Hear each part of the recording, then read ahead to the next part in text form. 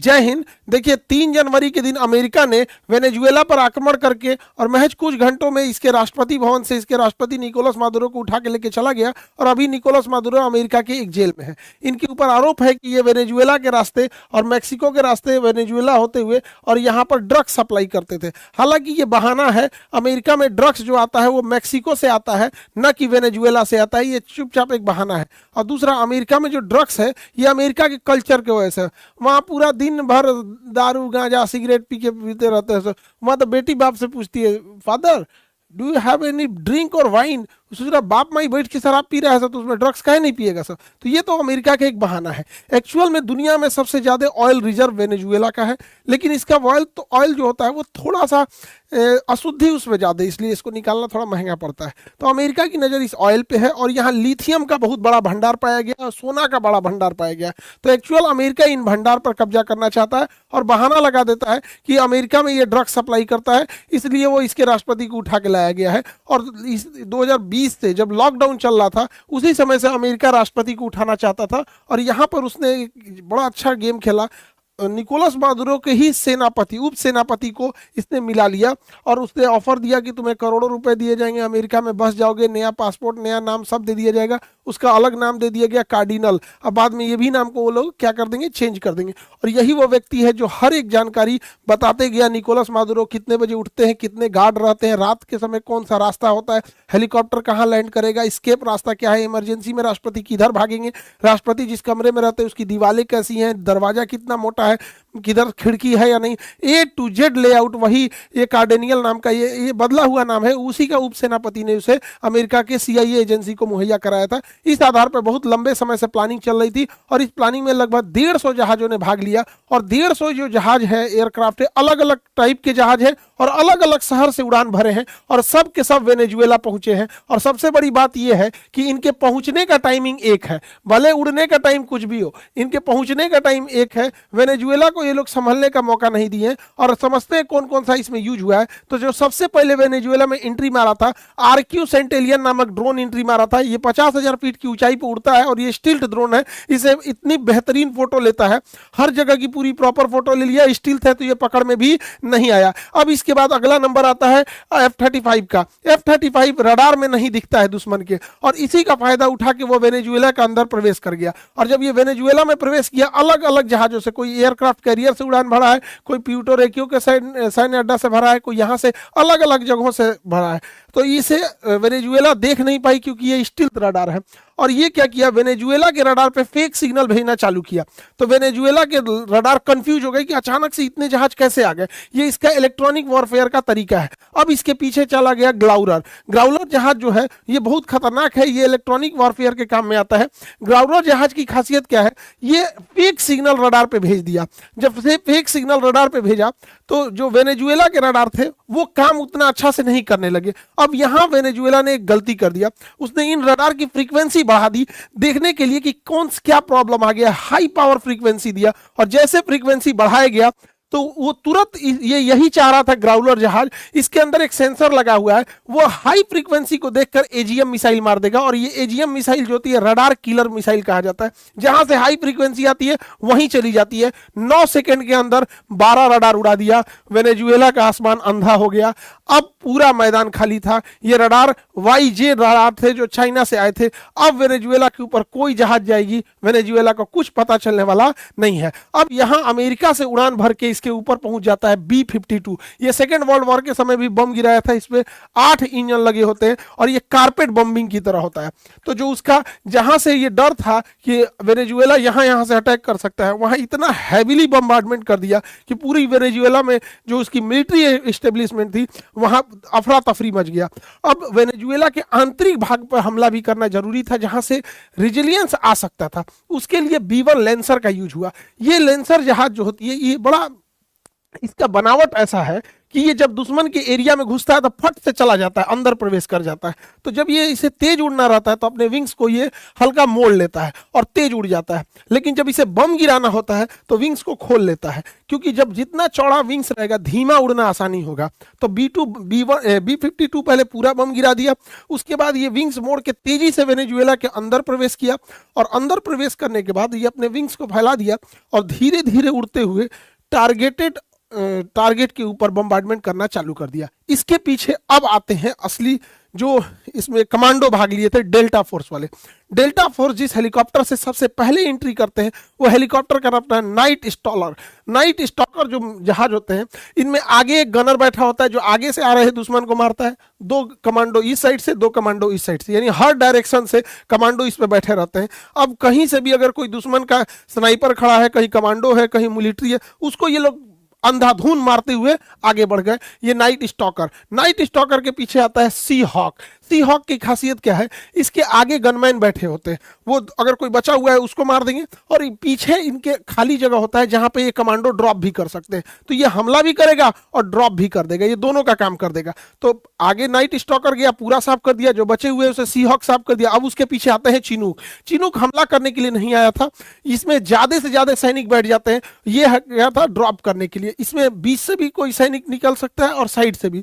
और अगर मादुरो अगर मान के चलिए लेट जाते या कहते कि हम नहीं जाएंगे या उन्हें चोट लग जाता तो कंटेनर में टांग के ले जाता सब, लेकिन उनको लेके जरूर जाता सब। अब तक आधे कमांडो वेनेजुएला के अंदर प्रवेश कर गए थे। इधर नौसेना बेस से वेनेजुएला की ओर और जहां और कमांडो की सप्लाई करने के लिए फास्ट हेलीकॉप्टर ऑस्प्रे का यूज किया गया। यह हेलीकॉप्टर और जहाज का मिश्रण है। जब ये उड़ान भरता है तो इसके विंग्स ऊपर होते हैं और जब हाइट ले लेता है तो धीरे धीरे इसके विंग्स जो होता है आगे आना चालू करते हैं। इसके विंग्स ये फोल्ड होकर आगे आना चालू करते हैं और धीरे धीरे ये आगे चले आते हैं और ये उड़ता फिरता विमान हो जाता है। तो ये उड़ता हेलीकॉप्टर की तरह आ जाता है। तो जो बैकअप में जो आधे कमांडो थे उन्हें फास्ट लेके अंदर आए सब, ताकि वेनेजुएला पे ज्यादा से ज्यादा कार्रवाई किया जा सके।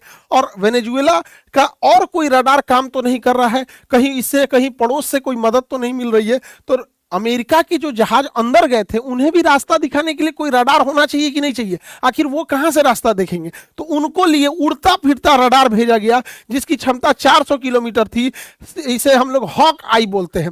हॉक आई ये USS जिराल्ड R4 पर ये खड़ा था। यहां से उड़ान भर के ये वेनेजुएला के ऊपर उड़ने लगा और ये वेनेजुएला के ऊपर उड़ते हुए उड़ता फिरता ये कमांड सेंटर हो गया, सारे जहाजों को कोऑर्डिनेट करने लगा। और वेनेजुएला के ऊपर ये 3 रडार ऑटोमेटिक अमेरिका उड़ता चलता फिरता रडार ले आके रख दिया।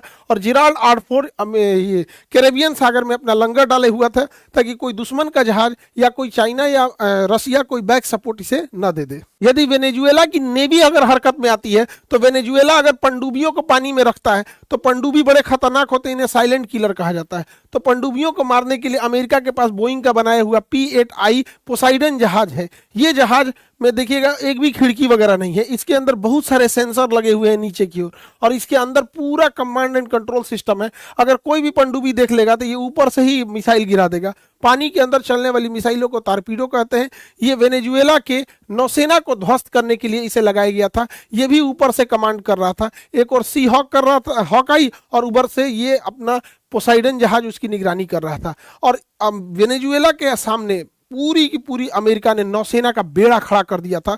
ये फुल फ्लेजेड वार के लिए रेडी थे कि अगर वेनेजुएला की ओर से कोई एक्शन लिया जाता है तो यहाँ जितने जहाज हैं रेडी टू मूव है, सब में कॉकपिट में पायलट बैठे हुए हैं, सब उसकी नेवी खड़ी हुई है, पीछे उसके प्यूर्टो रिको, फ्लोरिडा और अन्य एयरबेस पे पूरी की पूरी मिलिट्री तैनात थी। हर जहाज में कॉकपिट में जहाज में पायलट रेडी थे कि अगर वेनेजुएला की ओर से कोई अटैक आता है तो इतना तेजी से ये हमला करेंगे कि पूरी इस्टेब्लिशमेंट खत्म हो जाएगी। वेनेजुएला को ये लोग संभलने का मौका नहीं देते। और जब ये पूरी की पूरी अंदर प्रवेश कर गए सब, तब असली खेल चालू होता है। पूरे वेनेजुएला को आइसोलेट कर दिया जाता है और वेनेजुएला पे होता है अब साइबर अटैक।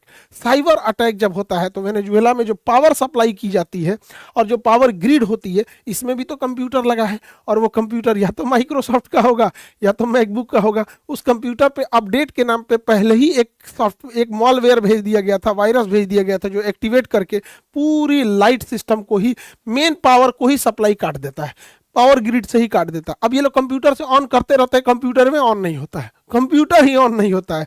और चलाओ गूगल, माइक्रोसॉफ्ट और लैपटॉप ये लोग का बार बार समझाते हैं कि अपना स्वप्न अपना जब तक नहीं होगा तब तक दिक्कत होगा। पूरी शहर में, पूरे देश में ब्लैकआउट हो जाता है, पूरा शहर अंधेरा छा जाता है, किसी को पता ही नहीं चलता है क्या होता है। उसके गूगल सैटेलाइट काम करना छोड़ देते हैं, जीपीएस काम करना, वेनेजुएला, अमेरिका का ही जीपीएस वेनेजुएला का जीपीएस काम करना बंद कर देता है। जो भी कंप्यूटर माइक्रोसॉफ्ट और गूगल थे उसका डाटा पहले ही ले लिया गया था। उसके command and computer system hang होने लगते हैं, काम नहीं करता है। अचानक से वेनेजुएला के ऊपर एक भी जहाज का पूरा रडार खाली कर दिया जाता है। ये इतना उसका साइबर कमांड फोर्स इतना एक्टिव था अमेरिका का। जब वेनेजुएला चारों ओर से घिर जाता है तब खेल असली शुरू होता है। चिनूक हेलीकॉप्टर से आए कमांडो बिल्डिंग के छत पर उतरते हैं और इन्हें पता रहता है कि मादुरो जिस मकान में रहेंगे, जिस रूम में रहेंगे, उस पर स्टील की मोटी दीवारें होंगी और उसको तोड़ना बड़ा मुश्किल होगा। इसके लिए ये अपने साथ थर्मल लेंस और ब्लू टॉर्च लेके जाते हैं। ये कितनी भी मोटी स्टील की परत क्यों न हो, उसे काट के गिरा देते हैं। अब ये पता कैसे चलेगा? इनके पास तो हथियार है काट के गिरा देने के लिए। किस कमरे में मादुरो है ये कैसे पता चलेगा? कमरा तो बंद रहेगा अंदर से। इसके लिए पूरी बिल्डिंग में मादुरो कहां है, इसके लिए इन्होंने ग्राउंड पेनिट्रेटिंग रडार रखा था, वॉल पेनिट्रेटिंग रडार। इस रडार से हम अगर रखते हैं तो उसके अंदर क्या चीज है दिख जाता है। ये तो नॉर्मल भी चीज यूज होती है, जैसे ट्रक में क्या जा रहा है क्या नहीं जा रहा है तो पूरा खोल के पहले यूज होता था, अब तो रडार से ही ऐसे देख लिया जाता है। लेकिन ये उससे हाई पावर होता है और अंदर ये इंफ्रारेड सिग्नल और हीट सिग्नेचर भेज के भी पता कर लेता है कि इस वॉल के अंदर कितने लोग हैं। और जैसे ही वॉल के अंदर देखा गया कि 2 लोग हैं और कद काठी से पता चल गया कि तो तुरंत दरवाजा तोड़ के अंदर घुस गए और अमेरिकी कमांडो, डेल्टा फोर्स के कमांडो इन्हें उठाकर और यहां से वेनेजुएला से उठाकर और अपने हेलीकॉप्टर में लेकर, और यहीं अमेरिकी नौसेना का जहाज खड़ा था यूएसएस इवो जीमा, और इसी के ऊपर लैंड किया गया और यहीं से ये फोटो रिलीज की गई थी और पूरी दुनिया को बताया गया कि वेनेजुएला के राष्ट्रपति निकोलस मादुरो को किडनैप करके ले आ जा चुका है और अब वो अमेरिकी नौसेना के एक जहाज पे है। यहां से इन्हें प्यूर्टो रिको के भेजा गया हेलीकॉप्टर से, फिर यहां से ये फ्लोरिडा है और यहाँ अभी न्यूयॉर्क में पहुंचे हैं। इनके ऊपर मुकदमा चलाया जा रहा है। एक छोटी सी जेल की सेल मिली है, इसी के अंदर बाथरूम है। एक राष्ट्रपति का ये हाल कर दिया है अमेरिका। पूरी दुनिया को अमेरिका ने दिखा दिया है। अब पूरी दुनिया अमेरिका अपनी नीतियों पे नहीं चल रहा है, अमेरिका ट्रंप की नीति पे चल रहा है। ये दिखाता है कि जब कोई एक तानाशाह पागल होता है तो देश से बड़ी अपनी नीतियां बना देता है। अमेरिका के लिए आगे चल के ये बहुत घातक साबित होगा।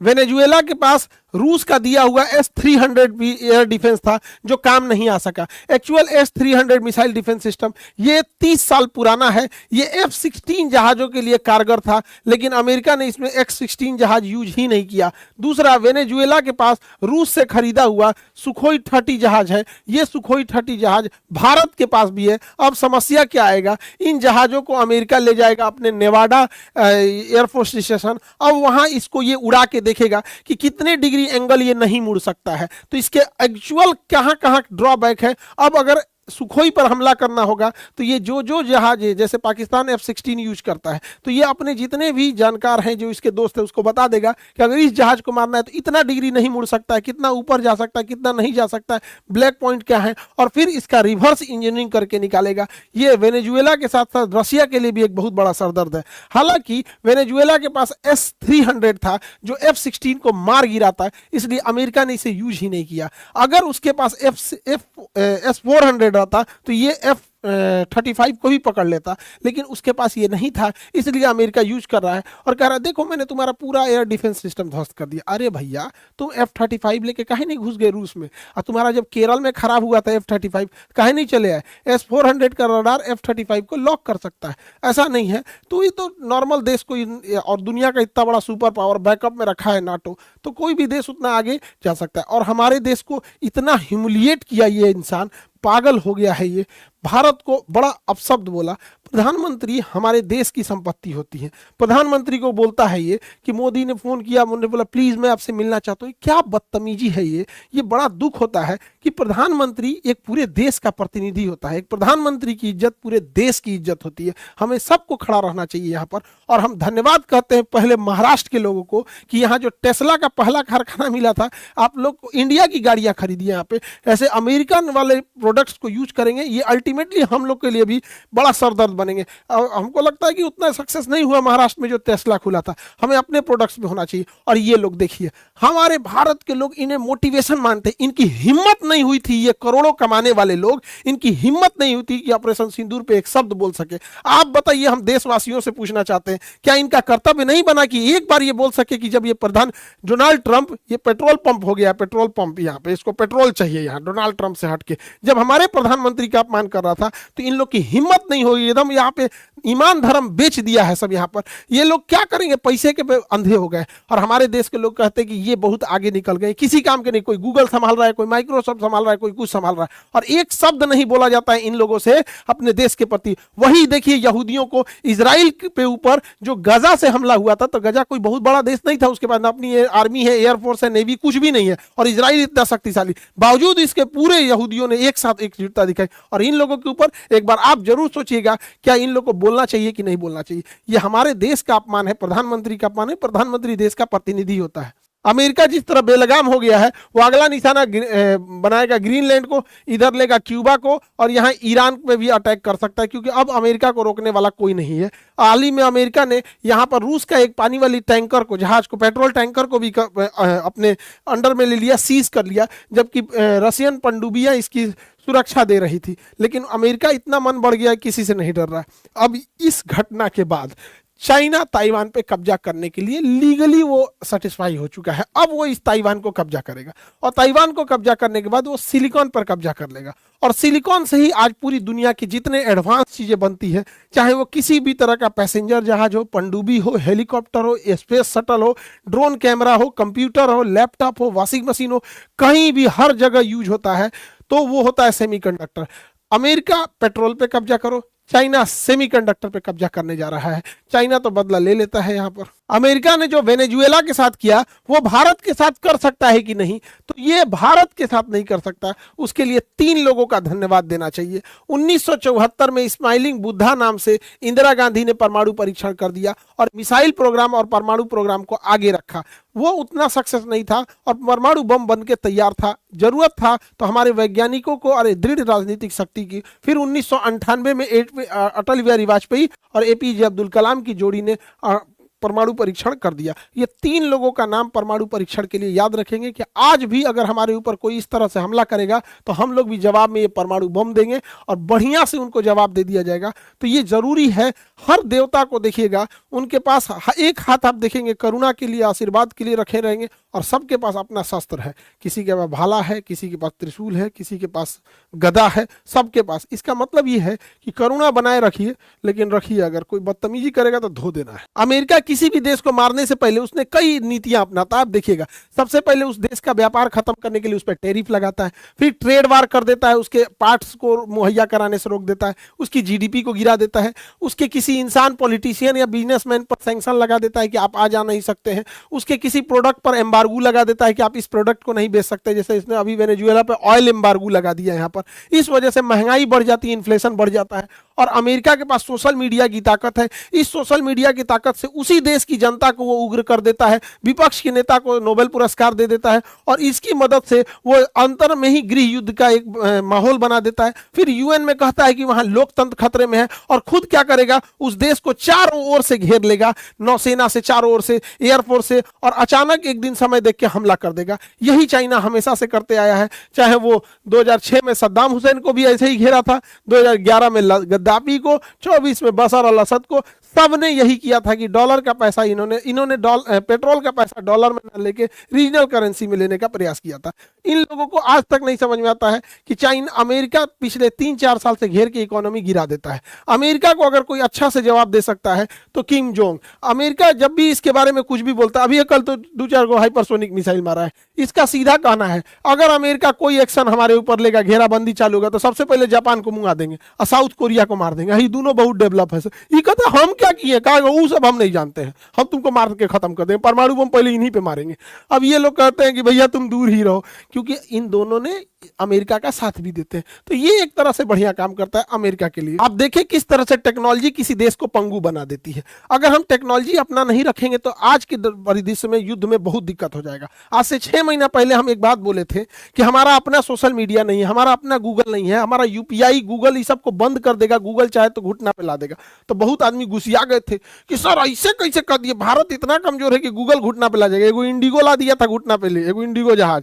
सोशल मीडिया हम लोग का नहीं है। सोचिए, ये प्रधानमंत्री का जो जहाज है हम लोग के पास, अपना प्रधानमंत्री राष्ट्रपति का जो जहाज है नहीं, बोइंग अमेरिका का है। अगर वो चाह देगा सॉफ्टवेयर रोकने के लिए तो उड़ान भरने से रोक देगा। तो ये जरूरत है हम लोग को, देश को, कि हमें अपना सॉफ्टवेयर, आज आप कोई कंप्यूटर लीजिए, माइक्रोसॉफ्ट का होगा, मैकबुक का होगा, कोई सोशल मीडिया है, ये सारा का सारा सोशल मीडिया वगैरह अमेरिका से कंट्रोल्ड किया जा रहा है। तो भारत को जरूरत है चाइना की तरह आत्मनिर्भर बनने की, ताकि हम भी अपनी चीजों को कंट्रोल कर सके। वरना इस तरह से लचर व्यवस्था रहेगी और हम लोग इस तरह से रहेंगे तो कहीं ना कहीं ये दुश्मन के लिए बहुत फायदा हो जाएगा। यही बात हम पहले भी समझा रहे थे कि अगर गूगल चाहे तो हमारे किसी चीज को रोक सकता है, क्योंकि उसके पास टेक्नोलॉजी और पावर इतना है। आप जीता जागता एग्जांपल वेनेजुएला पे देख लीजिए। आज से 6 महीना पहले कई आदमी, डिजिटल जोम्बी है सब, कुछ देखिएगा यूट्यूब पे कुछ जोम्बी है सब। आप कोई अच्छा सलाह दीजिएगा देश प्रेम में ना, तो वो सब राजनीति प्रेमी है सब, ऐसे नहीं हो सकता है। अरे भैया, टेक्नोलॉजी उसकी रहेगी, वो कभी भी यूज कर सकता है। एक अपडेट के नाम पे कोई सॉफ्टवेयर भेजेगा, उसके अंदर क्या मालवेयर भेज दिया, क्या वायरस भेज दिया, कुछ नहीं बुझाता है। इसलिए जितना जल्दी हो समझ जाना है उतना ही अच्छा ही है। देखिए, आज जैसे 2026 में अमेरिका ने वेनेजुएला पर हमला करके वहां के राष्ट्रपति को उठा ले गया, ऐसे ही 1980 के दशक में अमेरिका ने 1979 में ईरान में भी पूरा हेलीकॉप्टर लेके घुस गया था और ईरान की एम्बेसी पे ईरान ने उसके लोगों को किडनैप कर रखा था। तो अमेरिका हेलीकॉप्टर लेके घुस गया और ईरान को ले के चला आया था, लेकिन आंधी उड़ गया ईरान में और उसका कुल हेलीकॉप्टर ढह गया, नीचे गिर गया और अमेरिका का यह प्लान फेल हो गया। और अगर आप कहेंगे तो इस पे भी एक वीडियो बनाएंगे कैसे ईरान पर अमेरिका ने किया था। ईरान अमेरिका में इतनी बेहतरीन दोस्ती थी, वैसे ही दोस्ती थी जैसे अमेरिका और वेनेजुएला में। अमेरिका और वेनेजुएला में बहुत अच्छी दोस्ती थी। अमेरिका ने भी उसे हथियार दिया था और ईरान से भी दुश्मनी हो गई, वेनेजुएला से भी दुश्मनी हो गई और अगला नंबर संभवतः ईरान का है। देखिए, आज का हम जो एजुकेशन सिस्टम देखते हैं ना, तो जो बच्चे हम लोग पढ़ाने आते हैं वो यूपीएससी बैच में है, पीसीएस बैच में, एसएससी बैच में, रेलवे बैच में, पुलिस दरोगा बैच में, बट उसका बैकग्राउंड एकदम कमजोर है, वो बेसिक्स उसके वीक है। जब वो वहां से 10th पढ़ के आ रहा है, 12th पढ़ के आ रहा है, तो बच्चों में वो क्रिटिकल थिंकिंग है ही नहीं सोचने की। तो 1-2 साल ऐसे बच्चों को अपना बेसिक क्लियर करने में लग जाता है। तो हम लोग को बड़ा चैलेंज फेस करना पड़ता है अभी के समय में पढ़ाने में कि बच्चे का बेस क्लियर नहीं है। तो इसलिए हमने सोचा कि क्यों ना 10th और 12th यानी बोर्ड एग्जाम 9, 10, 11, 12th वाले बच्चों को भी अपने ही वो ढंग से, ताकि वो जब वहाँ हायर एजुकेशन के लिए आए तो उन्हें दिक्कत ना आए, तो हम इन बच्चों को भी क्यों ना पढ़ा सके। तो पहले हम लोग सोचे थे यूपी बिहार बोर्ड स्टार्ट करने के लिए, फिर पूरी टीम ने कहा कि सर पूरे इंडिया में स्टार्ट करते हैं लोग। तो इसको बहुत जल्दी 2 दिनों के अंदर ऐसे बच्चे जो अभी इस साल भी जो देंगे 10th का एग्जाम या 12th का एग्जाम, और ये जो बोर्ड एग्जाम है, चाहे वो यूपी बोर्ड हो, बिहार बोर्ड हो, झारखंड बोर्ड, मध्य प्रदेश बोर्ड, सारे बोर्ड के एग्जाम को लेके हम लोग तैयारी करने के लिए स्टार्ट कर रहे हैं। और ऐसे बच्चों को पूरी 0 से लेकर और किस तरह से जब वो 12th पास करके जाए तो फर्स्ट अटेम्प्ट में वो किसी भी जॉब को निकाल सके। तो इस पर हम लोग तैयार कर रहे हैं ताकि उसकी थिंकिंग डेवलप हो सके। और यूपीएससी बैच जो 10,000 का था, इस पे ऑफर है, अभी भी है, मकर संक्रांति तक 5,000 में यूपी पीसीएस या झारखंड पीसीएस हो जाए या फिर बीपीएससी हो जाए, किसी भी पीसीएस का एग्जाम जो फीस है उसको सबको ऑफर देके 2200 कर दिया गया, लगभग 2,000 में। तो अब 2200 में एसडीएम डीएसपी लेके जा सकते हैं और 5,000 महज फीस में आईएएस आईपीएस आईएफएस राजदूत जो बनना है बन सकते हैं। मन लगा के पढ़ाई करेंगे। ये ऑफर मकर संक्रांति तक रहेगा। हमारा सपना है कि हर गरीब तक एजुकेशन पहुंच सके, जो प्रतिभावान है पैसे की वजह से उसकी पढ़ाई ना छूट सके। और बोर्ड एग्जाम को खास करके, चाहे वो राजस्थान बोर्ड हो, हरियाणा बोर्ड हो, आपका छत्तीसगढ़ बोर्ड हो, उत्तराखंड बोर्ड या Bihar board, UP board, Jharkhand board, Madhya Pradesh, सारे बोर्ड के बच्चों के लिए अब आप लोग तैयार हो जाएंगे। और गार्जियन लोग, अब आप लोग भी तैयार हो जाइएगा। जिस दिन अब इन बच्चों को पढ़ाना चालू करेंगे जो गार्जियन कहते थे मेरा बच्चा पढ़ता नहीं है, अब गार्जियन लोग से बैठ के डिबेट करेंगे और हमें भी बड़ा अच्छा लगेगा। 10th का बच्चा, 12th का बच्चा जब किसी टॉपिक पे लेके अपने फादर से, अपने सीनियर भाई बहन से डिबेट करेगा और तब वहाँ अच्छा लगेगा, तब जाके एक अच्छे लेवल पे उतार होगा। और ऐसा नहीं कि इनकी फीस बहुत ज़्यादा होगी, हमारा तो पूरी इंडिया से इसी बात की लड़ाई है फीस कम करने के लिए। तो बोर्ड एग्जाम वाले बच्चे भी अब तैयार हो जाइए, नीट जेई का भी फीस वैसे ही रहेगा, बोर्ड एग्जाम का भी एकदम मिनिमम फीस में बेस्ट क्वालिटी दिया जाएगा। आई होप आप पूरे टॉपिक को समझे होंगे। नेक्स्ट वीडियो में हम बताएंगे अमेरिका ने ईरान पे कैसे हमला किया था और बोर्ड एग्जाम को कैसे बच्चों को पढ़ाई करना है, उनका कौन से एप्लीकेशन पे जाएंगे, कौन से यूट्यूब चैनल देखेंगे, किस तरह से पढ़ाई करेंगे। आगे मिलेंगे दूसरी वीडियो में, मिलेंगे नेक्स्ट क्लास में। अब जय हिंद।